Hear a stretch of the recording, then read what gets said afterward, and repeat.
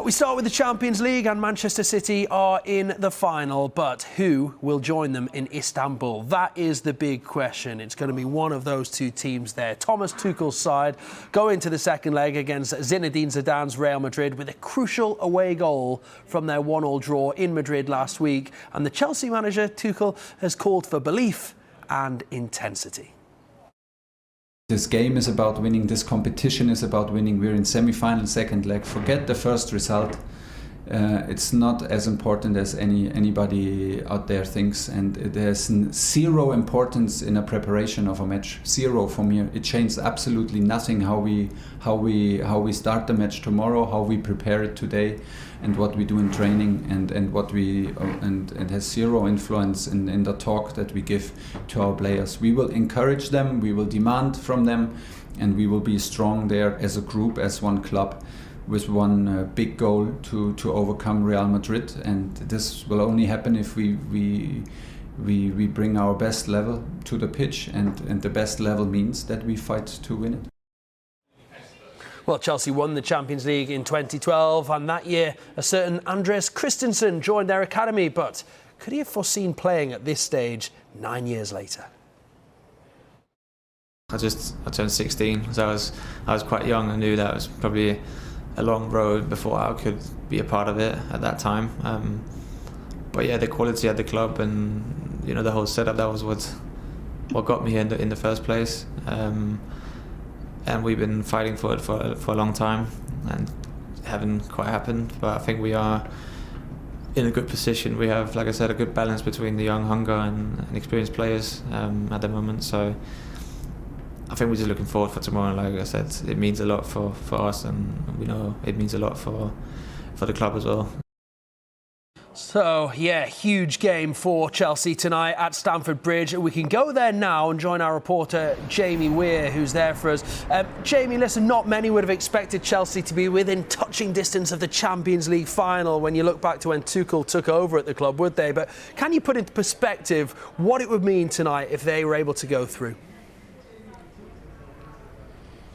Pete, it has been a remarkable turnaround in the second half of the season for Chelsea, hasn't it? When you think to where they were when Frank Lampard lost his job, and that was a decision which received a fair degree of criticism from Chelsea fans, because obviously Frank Lampard is a club legend, but also from the real sort of established Fleet Street media who had covered Frank Lampard's career as a Chelsea player, as an England player, and had grown very fond of Frank Lampard. He was always very eloquent and had a lot of time for the media.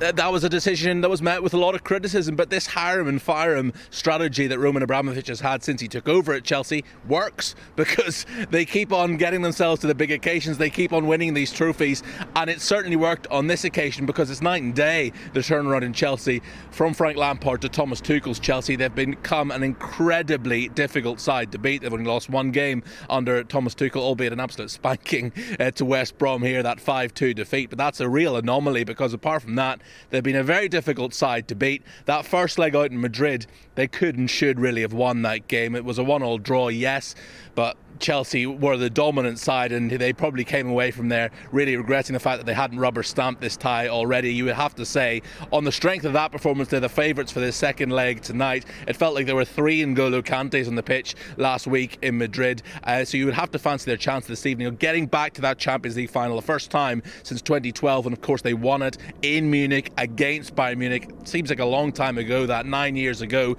that they won the Champions League, but you'd have to say they're strong favourites tonight to overcome Real Madrid and get back there again to an all-English final. And then they've got the FA Cup final as well. It could yet be a cup double for Chelsea this season. It has been a remarkable turnaround for Chelsea as a club as well. Remember, Chelsea's women are in the Champions League final as well, so for Chelsea as a club, it's been a great second half of the season. Indeed it has. A quite incredible turnaround, Jamie. And look, we saw those protests at Old Trafford on Sunday, didn't we? I mean, incredible scenes. Is there any indication that Chelsea fans could potentially do the same? I don't think so, Pete. I mean, there will be a small police presence here later, you would imagine, but that those scenes that we saw at Old Trafford at the weekend, that 16 years of resentment towards the Glazer family bubbling up and bubbling over at the weekend from Manchester United fans. I don't think that there's the same feeling of discontent towards Roman Abramovich from Chelsea fans. We saw on the night that it all fell apart, that the European Super League came apart at the seams, that it was here, the protests here, that really sort of led to those clubs dropping out one by one. So Chelsea fans, they've had their protest here that night, that it all fell apart for the European Super League. And as I said, there's not that same feeling of bitterness towards Roman Abramovich that certainly the Manchester United fans feel towards the Glazer family. Add into that as well that of those dozen clubs, or to talk about the 6 English clubs, of those 6 English clubs, Chelsea are now the one club that have said there will be fan representation on their board going forward. So I think that will have appeased Chelsea fans. There will still be a little bit of anger and resentment brewing that this happened in the first place, but I think there's certainly a feeling as well that Chelsea and Manchester City were the 2 clubs that were sort of reluctant joiners of the dirty dozen that were trying to form the European Super League breakaway. I don't think there's the same feeling that Chelsea were the ringleaders the way that Manchester United or Liverpool were, or certainly the way that Real Madrid and Juventus were. So I don't think we're going to see anything here this evening, Pete. I think Chelsea fans are just hoping that they can now get back to the Champions League final for the first time in 9 years, and what a great chance they have to get there as well. They certainly do. Jamie, thanks so much for joining us live from Stamford Bridge. Now, Real, meanwhile, are targeting a 17th European final, and Zinedine Zidane, well, he's got some of his key players back tonight to potentially upset Chelsea at Stamford Bridge. The captain, Sergio Ramos, returns from an injury-hit season. He'll replace the injured Raphael Varane in defence. He's won the Champions League 4 times with Real. And former Chelsea man Eden Hazard, there he is. He came off the bench to face his old team in the first leg, but could start the game tonight. Zinedine Zidane also has defender Marcelo. There he is in the middle of that. He's back after... he had to work at a polling station, believe it or not, but he managed to get out of it and he's playing in the game. And they all looked very relaxed, didn't they, at their training session at Stamford Bridge last night. Otra vez lo que decía antes, yo creo que todos los jugadores que estén aquí, que están con nosotros, están preparados, ¿sabes? Todos. Y además te digo, jugamos una semifinal de Champions, pase lo que pase, nosotros vamos a estar todos a muerte en el campo. Como sabes, mañana tú lo vas a ver, pero sabes, ahora no te voy a decir lo que vamos a hacer, ni Sergio ni otro jugador, como siempre. Nosotros vamos a preparar, pero Sergio está con nosotros significa que él está bien y es lo más importante para nosotros, tener a nuestro